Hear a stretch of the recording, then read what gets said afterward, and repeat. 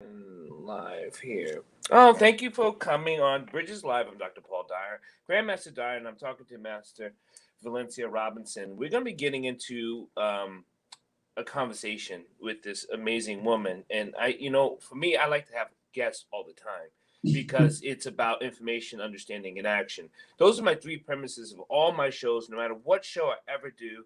It's about information, understanding, and action. And hopefully, when you hear something and then you can understand it, and then that will put you into an action.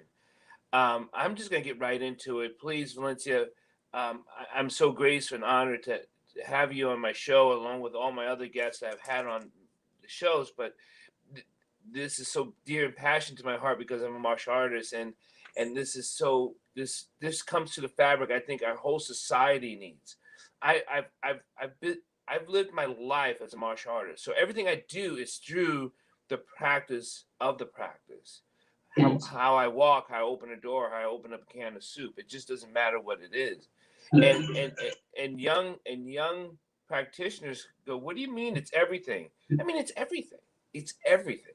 So please introduce yourself to the audience, and then we'll get right into She Heroes and what it has done. Absolutely. Well, my students call me Master V. I'm Valencia Robinson. I've been in the martial arts now 23 years. It's been a fascinating experience. I never, ever imagined me being in the martial arts, especially this long. We enrolled our daughters in the martial arts, and the owner said, "Hey, I have a self-defense program you may want to check out." Checked it out 2 weeks later, been there ever since. But it's just, like I said, been an amazing experience, but it's been an amazing experience about personal growth. I came in there believing one thing, and as you know, because you've been in martial arts just about all your life, it's really about that personal transformation. So, like I said, it's just been an amazing experience in martial arts. It's fascinating to me, as the things I do and teach and so on through the education level, through martial arts level, that people still find that martial arts has been doing this for centuries. Yes.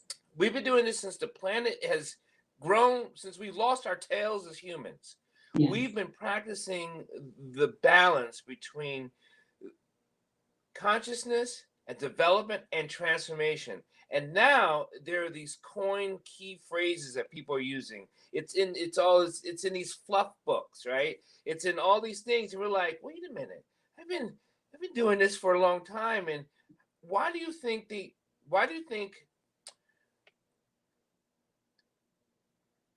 American people has never adapted to what we've been studying for such a long time? How come? Why have they pushed it away?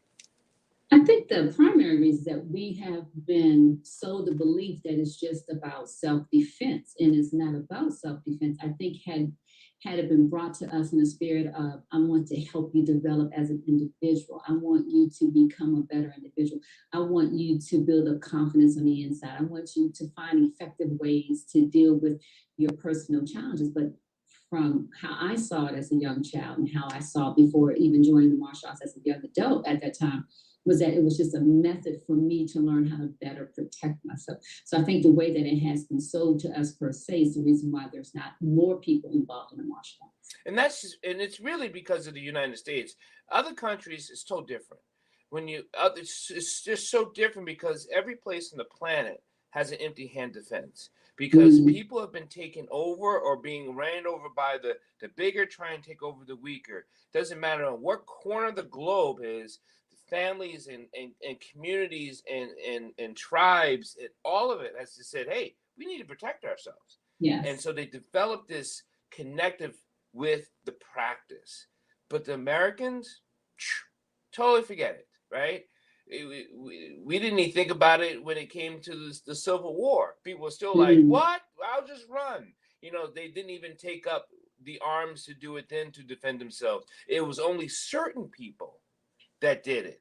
It was only certain people that when they got attacked, they were like, okay, that's enough. I'm going to now defend myself. But wait a minute, your farm was just burned down and now you're mad? When we talk about self-defense and when you're teaching young ladies, and I'll get into the She Heroes, it seems like it takes people to be harmed before they realize that they had an option and an opportunity to prevent this. Absolutely. As you know, sir, it begins with awareness. If I'm not aware that I am an easy target, I'm not aware because of the environments that I tend to travel in, that it can happen to me. If I'm not aware of these things, then I don't have a reason in my mind to even consider martial arts. But when you have an awareness that you're as vulnerable as the next person, even more vulnerable, if you don't know how to protect yourself, then you begin to see martial arts in a different light, not just, oh, I can take somebody down, or I can do this and I can do that. No, it's really about that self-awareness. What can I do? What will I do? And in the event of, am I going to react? Do I have the will and the courage within to defend me? I am my number one possession. I have the right to defend me. So we can get women in particular to understand that you are your number one possession. So don't do self-defense because somebody else is doing it. Do it because you want to be sure in the event of that you're in that mindset and you have some type of ability to effectively defend yourself. Yeah, my father was a Black Panther, so I grew up in the martial arts, Okay. and we were always being prepared for the revolution or the enemy coming for, Mhm. and so that's how we started. That was the reason. So there's always an enemy, and as you study, there's an enemy that's within, and there's an enemy that's external, whether Yeah. it be the cold, whether it be mental, whether it be physical, whether it be spiritual. So your journey, let's talk about your journey a little bit, and how your transformation, and that word is so key, but people again use it like they just came from one of a Tony Robinson course or something, and and they have no idea. When we talk about transformation, we're talking about a lot of crying, a lot of sweating, a lot of blood, a lot of like, I'm not sure if I can do this anymore, right? A lot of so there's a lot of stuff that comes out of you in transformation, and it's not a weekend course. No, it's not. It absolutely is not a weekend course. I came into the martial arts with the perspective that I was a confident person, had a good self-esteem about myself. I understood my skill set. But what I began to uncover on that training floor is that, yes, I had confidence, but not confidence in the things that I needed to do, especially with respect to creating better relationships, with respect to really going after my dreams 100% and not caring what other people thought about me. So I had some Valencia Robinson issues. I uncovered some anger. I didn't realize I had never really grieved my father's death. He died when I was 20, so that was a shock. I didn't realize for years I was silently angry. So it's through my martial art training, through meditation in particular, that I begin to see, oh, you got some stuff you need to work on, girl. You got some, I guess, some what's the word, digging deep stuff that I really need to deal with, and not just deal with them on the surface, but internally. Let's figure out why I'm in this place and what am I going to do to get out of this place. Stop being consumed with the past so I can live in the present and move forward. So that's my transformation. I'm talking about discovering who I really am on the inside. And it's that sweat on the floor, so it's tears on the floor, and it's looking in that mirror. But if we can convey that to people, what you gain in terms of self-defense or traditional art is secondary to who you become in the process. Now it's not even sad to say we're in a time that we as people, as Americans, as a universal people, need to transform. And we're just now speaking. We people, black, is most of you people are listening on the podcast or the Apple podcast, wherever you get your podcast channel. Master Valencia Robinson is an African American woman, absolutely just beautiful, beaming with a lot of aura light going around her. And most of the people who listen to my show, you could tell that I'm picking up on this steam that's coming off. It's amazing, and hopefully you can catch the show on the YouTube channel. But anyway, we have not found our voice as African American people, and we thought we found the voice in '63, and it really wasn't. It was more like a baby cry. That's what I call it. We had a birth, but it was like in '63, '68. It was more like a baby cry. Since this 2020 and this new paradigm shifting, I still think it's like us scraping a knee as a child. We still have not found our voice. Yes. to say that I want to stay up late, Mom. You're like, you better get your ass to bed. That's what I'm telling you. You're like, you're a 7-year-old. You better go to bed. You better like. So we're still a youthful child, and what you're doing is to teaching people, and this transformation is for them to discover that voice, because Yeah. that's what you're doing. Yes. And you said something key. We haven't found our voice, and I think as an African American in research and history, like I know you have, in talking to the elders, there's something that slavery has done to us that we haven't got past, and we won't address it. And I think the best way to address it is to be honest about our mental health. If we can honestly deal with our mental health, I think we will begin to find our voices. I think many of us live in a state of fear and don't even know that we're living in a state of fear. We don't feel validated. We don't feel good enough because we've been told for centuries that we're not good enough. So the question is, how do we collectively come together and deal with our mental health? And that mental health is we stop abusing one another. We stop killing one another. We stop doing heinous crimes to our own, to kids. When we begin to deal with our mental health, I think that we will begin to find our voice. But first, we have to acknowledge, we want to acknowledge that we need some type of mental health. I want to say going to a psychiatrist, going to a psychologist, going to a spiritual person, whoever can help you get past this blockage that we've created. And I think, like I said, a lot of it is because of what slavery has done to us. It's put us in a state of bondage that we haven't gotten past yet. But so how did you clear that bondage in your transformation? When did you realize it cracked in your training? Because I know for me, it was like a large bell going off, and it was just like everything opened up to me. Even though I was being taught from my mom, right, about historical issues, but it did internally crack and it was beautiful, but it was painful. Wow. I can't tell you when. I can tell you this, that I think I'm still a work in progress. And my biggest work in progress is that now I look at Valencia in the mirror and say, girl, you know what, you are fine just as you are as a person. I was blessed with parents who kept us sheltered. I grew up in a military family. We traveled forever. My father finally retired. We settled down in Maryland. My point is, we were sheltered, and it wasn't until we got older and got to really live amongst people that we were like, oh my gosh, all of this craziness is going on, and you start internalizing this negative behavior. So I would say, I won't say that I have cracked, but I would say that because I had strong parents who told us, you're smart enough, you're just as smart as the rest, you can do anything that you want, put your mind to it, that when I got into the martial arts, it just helped me to remove these self-created barriers that I took on. I don't blame anybody for the mindsets that I created. So when I started looking at me and seeing that I am enough, I can tell you I probably was in the martial arts a good 10 years when I finally said, you know what, I'm not hiding who I am in terms of my skills anymore. If you're offended by what the creator has given me, that's your problem. Mm-hmm. I got to be who I am destined to be. And that's it. And now, and at the age I'm in my 50s now, it's like, well, whatever. This is the inspiration that was given to me, and I'm going to roll with it. You're either with me or you're not. Your passion has been teaching and guiding young women. I have 7 daughters. I have 2 sons. And don't forget about my sons, but I have 7 daughters and now granddaughters. And I also have grandsons. But when I look at, my mother was a martial artist before she even threw a punch, because that's how we lived our life, is in that balanced decree.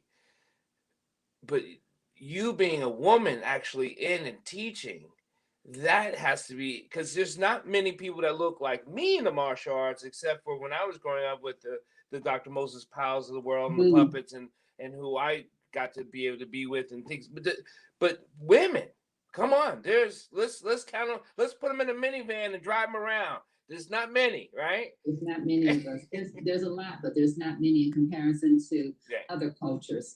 And it's really interesting because my instructor said a long time ago, it's one thing to get a black belt, but you still have to earn the right to lead. Mm-hmm. And it's really about character. You know, how do you carry yourself in and outside of martial arts? And none of us are perfect. We all fall short, but where do you stand when most people are looking at you? It's not just when they're looking at you through that glass, but when those doors are closed, who are you, that individual? And I guess, garnered the respect of the men as well, because not only have I shown that I have the skill set, but I have the knowledge. Mm-hmm. I have the ability to make you feel good about yourself, because that's how I was taught. Right. I wasn't taught to be beat down. I was taught to be lifted up, and that's been a blessing with my instruction. Yeah, and that is the difference of how actually Black people learn and then how other cultures learn. We learn to lift up. We don't learn to just beat down, because, like you said, go back to the slave mentality. We've already been beaten down. Yes. So as we study things and study these types of arts and cultural arts, emotional arts, it is to lift up, not just to keep beating you down. And you put that in your books. Yes. I guess what I finally accepted, Dr. Dyer, is this, that my gift that I feel like the Creator's given me is to inspire people. It pains my heart when a person can't read. That just blows me. I'm real big on adult reading programs, but it pains my heart when you can look at a person and you can see this beauty and you can see this greatness, but they can't see it because they've been beat down or they've been traumatized by something. It's not always a beat down. They've been traumatized by something. And what that something is, I don't know. So my gift is to let you know, hey, you got this. And if I can help you walk it until you get it, that's what I'm going to do. But you got to do the work too. But I just want people to feel that there's nothing that you can't do. That's just how I feel about it. I don't like to see people down because they think they're missing something. They're missing anything's right there within you. And if I can inspire you to see that, that's what I would like to do. With a lot of programs, and there's been programs since Lyndon Johnson, right? We have not really grasped, as a Black community, African American community, we haven't grasped anything. To churches, we didn't grasp that. We're not collectively together in different religious sects or church sects or different sects, or we're just not. We seem to keep dividing ourselves, whether it be a fraternity, sorority, whether it be a neighborhood to a city. We keep dividing ourselves, except for martial arts. I've never been around a bunch of people who studied so many different types of actions and theories and philosophies, and yet we get together and we embrace each other so much. There's nothing else on the planet I've ever studied that embraces like martial arts, and that's even counting religion. Wow. Never looked at it like that, sir. Never looked at it. And you're right, at least in the martial arts circles that I travel as well, we are connected. And that one thing, martial arts, how can I learn something new? How can I make my skill set better? How can I embrace the brotherhood and the sisterhood so we can work together in the martial arts? Never looked at it like that, but I'm glad you brought that perspective tonight. Yeah, I just think it's amazing, because one of the things that is you find it in different conversations. People don't have those conversations. They talk about what the other isn't teaching. And I'm specifically talking about whether it be a science or religion. They're like, well, we concentrate on this, but martial arts, like you said, we actually like, oh, you teach me, right? Talk to me. Like, let me hear what you have to say. Who's joined us? Paulina Randolph. Oh, welcome. So let's talk about some of the books you've written, and then let's get to the She Heroes, please. Absolutely. So I wrote a few. The biggest one where I kind of put myself out there was Relevant. It's just a story about my life. And that inspiration came like 4 o'clock in the morning, get up and write, tell your story. People have been telling me for years, but I felt like my story wasn't no big deal. But my instructor kept saying, well, every time you talk, people are captivated. I said, but what's the big deal? Because I don't come, like I said, I came from that sheltered childhood. So I don't have that trauma that a lot of stories are about. He said, you have no idea how you're impacting people. So Relevant was one of many books that I wrote, but the one that really put a glimpse of my life out there. Yeah, I can cut this alarm off. Yeah, excuse me, it keeps coming on. But it shares more of an intimate of who Valencia Robinson is, the type of childhood that I had, the parents who raised me, the siblings who I call my ride or die siblings, and just shares my daughters who are also black belts as well. So this gives you an idea of who I really am at the core. Excuse me. And then the Court Martial of General Fear is really a 21-day program on how to look at fear, because fear is only bad when it holds you back. If it motivates you to move forward, then deal with it. But my point is, it's a 21-day exercise on how can I take at least one or two of my fears and really get to the root of it. What put me in this state? Am I still that little girl or that little boy living in the past? So that's what the Court Martial of General Fear is about. And then my latest is the Sheroes who look like us. That's one with the other 14 black belt women. Another inspiration. Get up and write a book about black women in the martial art. Oh, I said women of color. Who could have been any? Could have been my Latino sisters, whomever, but whoever brought themselves to this project, I should say, I was saying to Spirit Guides us. This is where Sheroes came from. I wanted to shine light on what we've been doing as a community, in a community for years, in the martial arts. And tell us some of the stories that were written in this book that that just stuck out. Because you have the book, you better have that book next to you. You have the book next to you, you better show it. There it is. I'm going to send you a personal copy as soon as I get some more in. Absolutely. I appreciate you. Oh my gosh. One woman who I call my mentor, Master Shakira Sabor. I love that woman. She's like a big sister to me. Yeah. But her story of growing up in an era where Jim Crow was real, very obvious, very bold.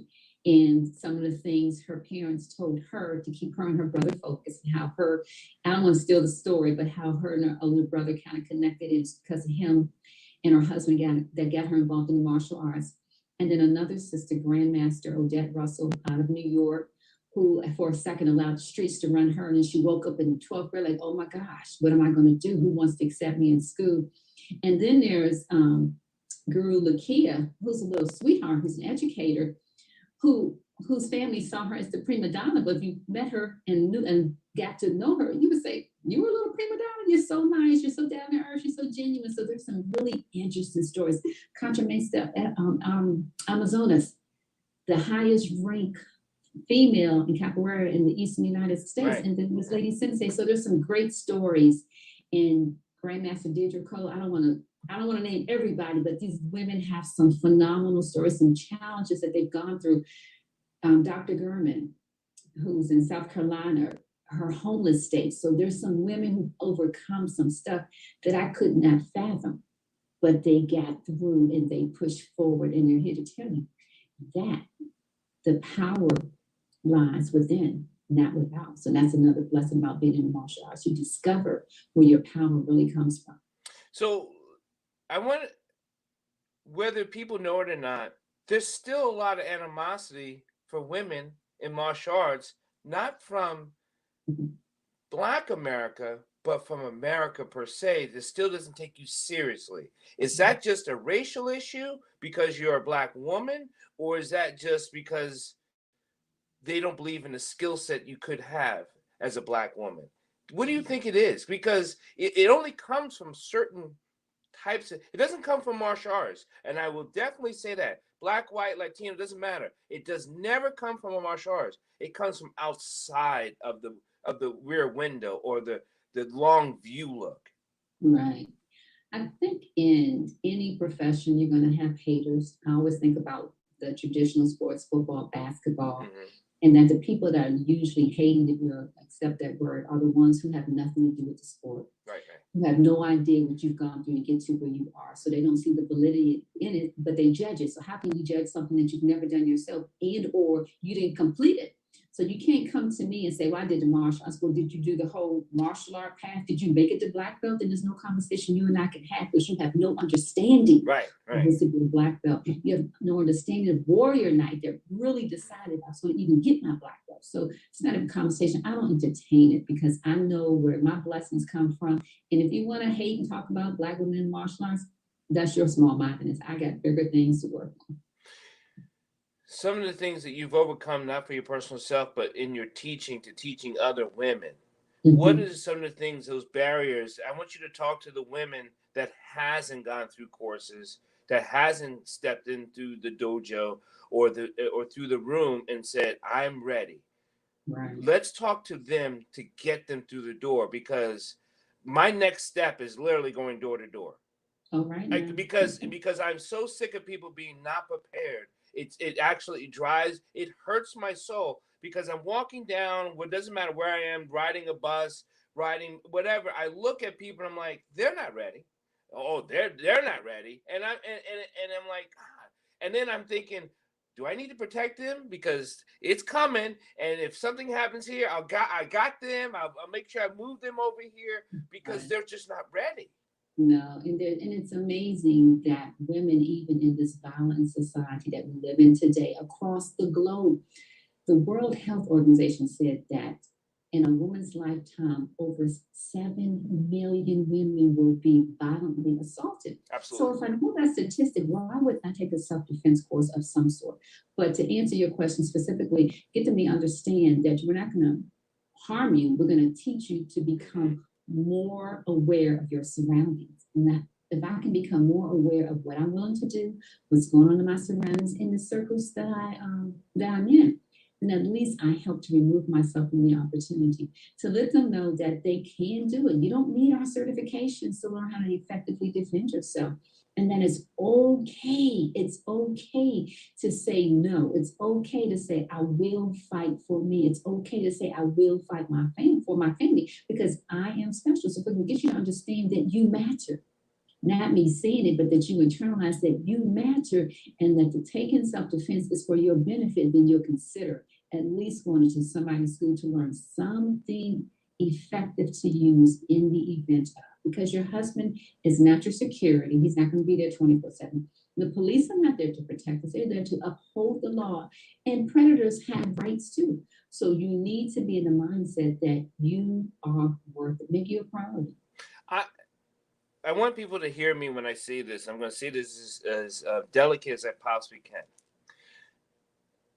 I've never met a martial artist woman that I have talked to in an abusive situation. Ever. What I mean, it's not a person who took a class or two. I'm talking, I've never met a martial artist that's a woman that's ever been abused. Well, I'll say this. I do not know any martial art women, especially black belt women, that are currently in abusive situations. But I do know black belt women who have been in abusive situations who came to the martial arts. Yes, I agree. So yeah, previously, but yet, so currently, absolutely not. I've never met one. No, not at all. Not at all. Because when you begin to take back your power, when you begin to see that you are valued, when you begin to use your voice, and your voice is your skill, whatever gift you have been granted, when you begin to see that you matter to people that you will never meet in your lifetime, then you will recognize that nobody has the right to sit there and beat you down, whether it's physically, emotionally, or mentally. You are in control of that. With programs and teaching, door to door, knocking on a door, sending out flares, flying planes, what is the next step we can do to get these women awakened and aware?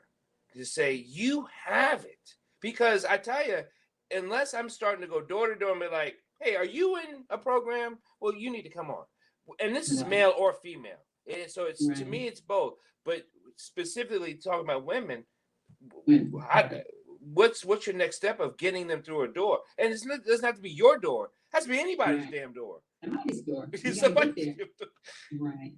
I think the one hesitancy is that because men tend to be the predators of women, it's kind of hard to trust for a woman that's been abused that this man's going to teach you how to take care of yourself, especially when her mind keeps going back to that man that was abusing her. So I think it's going to take more of us females to at least get them in the door. I agree. Where the men can teach you, where they feel safe and secure with these men who are respectful and treating them like they should have been treated all along. So think it's going to take more women, whether you're a black belt or not, but more women in the martial arts saying, hey, come on, you got to come do this. Even if you do a month of training, you got to see your value and why I want you to come get this training, because you matter to me. That's why I'm so excited about having you on my show, is because I want people to see the sheroes, right?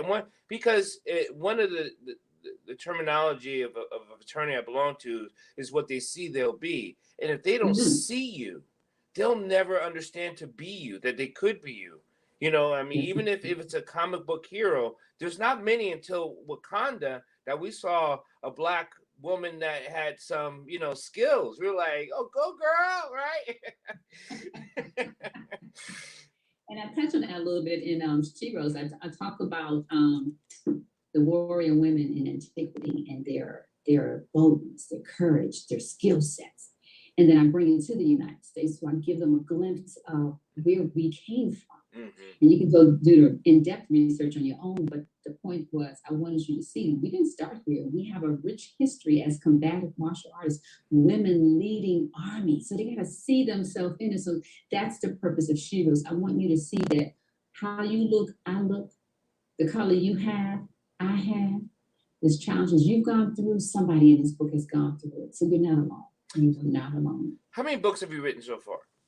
Oh, wow, it's over like 16. I started, my very first one was The 5 Senses of Color, and it's not about senses, it's about people and accepting people. So that's my very first book. I hope you never stop writing. That's the prayer. I'm a writer myself, but I haven't written 16. I write a lot of journals, though, like health journals and neuroscience journals, but that's different than, because I've only written 7 books. But is there a library we can have, women can have, that is like a mobile library that has nothing but women's books, women's heroes, women's stories, and travel around the country so they can say, there is a book for me as a woman? That would be great. Wow. That would be great, wouldn't it? That would be awesome. That's a great idea. I have a family member who was thinking about doing a mobile library. And I'm going to suggest that as one of the aspects of it, that if she's still going to do it, to consider that. That's a great idea. Because I was going to say, well, when are you going to get the mobile library going? Because that's all for you. I was going to say, I wasn't just I didn't just pull it out of a rabbit out of a hat. I was gonna put it right on your lap. I'm going like, because those things, when they say there's that book, there's that mobile library, and in that library there's a black woman that says, in there's a book for me. Yes, indeed. Yes, indeed. So I will definitely consider that with that family member of mine. The only issue I have with black men don't read. Well, I think one reason that black men don't read is because they can't. Because they cannot. And you're, as an educator, you already know by the time they get to 2nd, 3rd, 4th grade, if they haven't grasped phonics, they haven't grasped the basic vocabulary, they're lost. When then ego comes in, when you get to be, 10, 12, 13, 14, I just won't read. And I think that's part of the behavioral problems in school. Nobody saw it, or they didn't care to see it. And then if you got parents that can't read, you're kind of stuck. So that's why I'm big on adult reading. I am very big on adults reading, and I do free reading classes for adults because I want you to see that there's a world out there in print, and you can get it. There's nothing wrong with you. You can get it. And we know, if you don't know, I'm going to say we know. I keep thinking that people know things. It's just not true. That if you're not at a 3rd grade reading level, by 3rd grade, they're building a prison cell for you. It is based off a 3rd grade reading level. If you're not reading at a 3rd grade reading level, by 3rd grade, they're building a prison cell for you. And most black boys, 1 in 3, will end up in prison. And that's how little they are reading. Wow. 1 in 3. Wow. That's a scary statistic. That's as bad as 1 in 3 women being assaulted. Yes. Both are horrible statistics. Right. And it's not so much if they're going to be assaulted, it's when. And there you go. It's not that like, oh, I haven't been, I'm 40, I'm 30, I'm 50. I've taught classes where a woman was never assaulted until she was 62. Isn't that something? Right. And so it's being sexually assaulted. Who does that? A sick mind does that. Well, So the woman who told it, she put people in perspective. It wasn't even a person that attacked her. It was a boyfriend that attacked her. Most assaults against females, at least sexual assaults, the woman knows the person. Yep. Is usually a man, is usually an intimate partner, whether it's present or former, Mm-hmm. and someone that we normally know. Yes. Yep. She told the story there was about like 400 women there. It was amazing event. And she said, and on the speaker, she said, I told him I was just going to bed, and I closed the door, and then the doorbell rang, and I opened the door, and it was him, and she was like, oh, what's going on? And he kicked the door in, and that was it. He raped her. Yeah. He did not want to be, whatever that evening, they had been intimate before, but that night or that day, yeah. Wow. Incredible. So then that's stories like that. You would think women would run, you know what, let me learn how to do something. Let me find the warning signs so I can remove myself from the opportunity. Because we also know the other statistic is if you fight, they will stop. Very few continue through the fight. But if you put up a fight, that person will stop, except for that 2%. And that's that stalker person. And you're gonna have to kill him anyway. Because he's been watching you for a long time anyway. And by the time that stalker person, they say there's 1.5 stalkers to every woman in America. There's actually a stalker for every woman in America. There's 1.5 that someone's watching you or like you from afar or knows your habits but when they meet you, they're putting themselves out there, and that refusal. And here's the thing. Here's a tip, people. How do you know when you're faced with your stalker?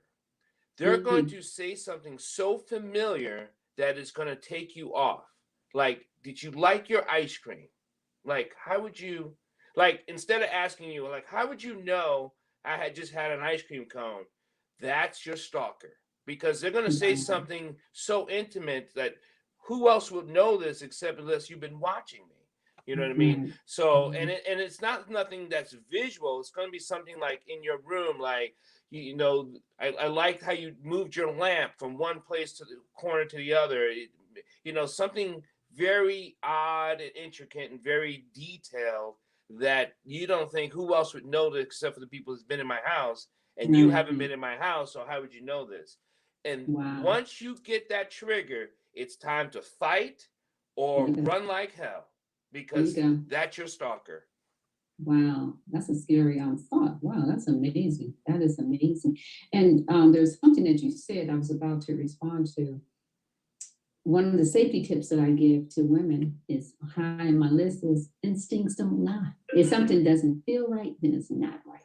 Trust it. If it doesn't, I'd rather run and feel foolish later than to stand there when my instincts told me to get out of there and then have to get myself out of a mess.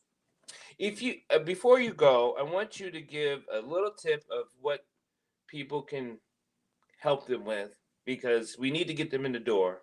We need to get them trained. But some people are just not ready yet. Right? So what can you offer them today? What I can offer them today, just to get them in the door, is just a reminder that you mean something to someone. You mean something to us. You mean something to us. That's right. That's why we do what we do. That you are valuable. And that the best way for us to help you to help yourself is for you to become more aware, of your surroundings, to be aware of what you can do, to know that you must decide right here, right now, that you will fight back because you're worth it. And how can people get a hold of you, get the book, Amazon, sign autographs, or the whole bit? Well, right now it's in the rotation to get to the global distribution, Amazon, Barnes and Noble. That takes about 6 weeks, but they can order it from Safety Experts Group. That's my company.com/bookstore. They can reach me on Instagram at GuruV, GUROVEE, or Safety Experts Group. I gotta say that experts with an S and an N. Or again, the website again is safetyexpertsgroup.com/bookstore to get the book. So explain to the non-martial artists, what's Guru? Guru is a Filipino term for Blackbelt, for instructor, basically just instructor. So we use guru for our art because we're a Filipino-based martial art. Yeah. So thank you. So do you have your knife near you? I hope you better have a book and your knife. Where's your knife? I'm a book at least. I'm in my secure place right now, so I'm carrying my knife in here. And Dr. Dyer, I want to thank you again for having me. It's truly an honor to speak with you. Anytime, and I would love to have you back on and have this continuous, because I think we need to keep beating the drums. And as long as we beat the drums, and hopefully someone's come out and start dancing with us, so that's a great thing. I would like for you to invite your sisters of the book to come on one night, and one day this way we could just have a talk about the book and the what's and just about, let's talk about women in martial arts and have that collective roundtable. I could be the fly in the room, I could host it, but it'd be great to have you on the show. And so, yeah, speak with all your sisters. And do you want to say anything to your sisters out there while they're listening and hearing and sharing and loving? And well, I'm just grateful for them. I definitely appreciate their support with me on this project. I mean, there are some phenomenal women in this book, and there's a lot of phenomenal women in the martial arts, but these women, a lot of them don't know me. They took a chance, their spirit said, let me go with this girl and make this thing happen. And it happened, and I'm grateful to them. Yeah, I'm grateful for them too. Like I said, we've been crossing paths in circles and we just touching lives, but more importantly, we are the sheepdogs of the sheep, and we know that we can't protect everyone, but we can get everyone protected if they come in. And there we go. Absolutely. If you need me, sister, I'm here. If anyone need us, please give us a contact. Give Guru via a call or contact and let us know. And if you're unsure to, like, so I'm in X place or this city, I don't know who to go to, right? I always say contact us. Our martial arts community isn't that big. No, it's not. We have people all over the world, but it isn't that big. But so if you're in, someplace, let us know. We probably have a sister or brother that we can put you in contact with. Be like, go to that, knock on their door, and I'll let them know you're coming. There you go. That's for sure. That's great. That's great. Yes, indeed. We will find somebody for you in your city or nearby your city. Yeah, nearby. Each one teach one. That's what we got to live by, right? Absolutely, sir. Yes, thank you. Everyone have a pleasant and good night. Thank you for listening to Bridges Live. I'm talking with Guru Master Valencia Robinson, and I'm Dr. Paul Dyer, and we'll see you again next time. Please be safe, be kind, be compassionate. Thank you. Thank you, sir.